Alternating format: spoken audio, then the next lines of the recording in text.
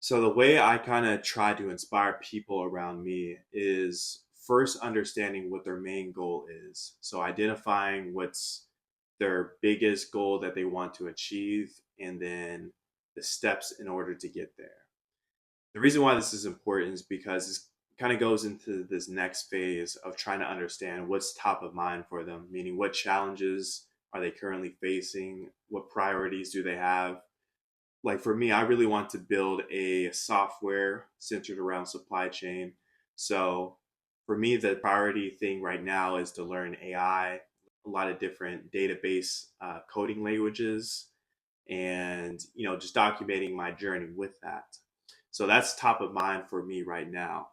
Now the challenge with that is there's going to be a lot of effort, there's going to be a lot of hours to put in. So it's staying motivated and staying disciplined for me.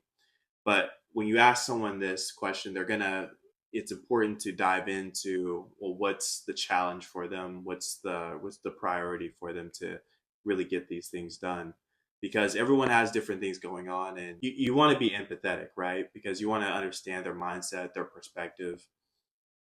Next, I would say is understanding the fear of loss, right? Because we all fear something, each and every one of us. For me, I would say fear of inaction. I don't want to regret not taking action when I could have. That stuff eats me alive, right? So if you want to inspire someone, it's important to understand, what is the fear for them? Is it failing? Is it losing money? Is it wasting time? These things all matter, and they kind of ultimately decide how successful we're all going to be.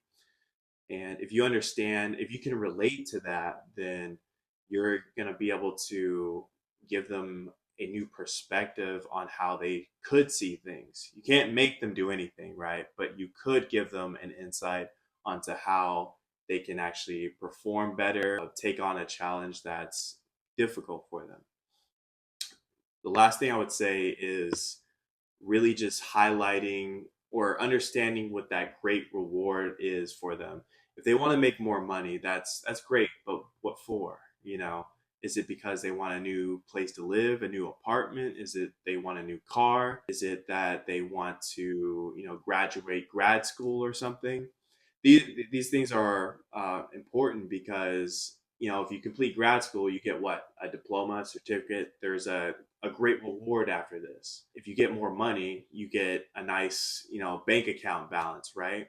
So understanding what the great reward for somebody is important, because then you can say, all right, well, I know this gives them satisfaction and or pride or whatever the case is.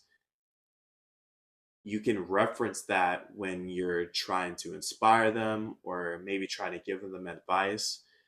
If they're seeking it out, of course, you don't want to give people advice that aren't seeking.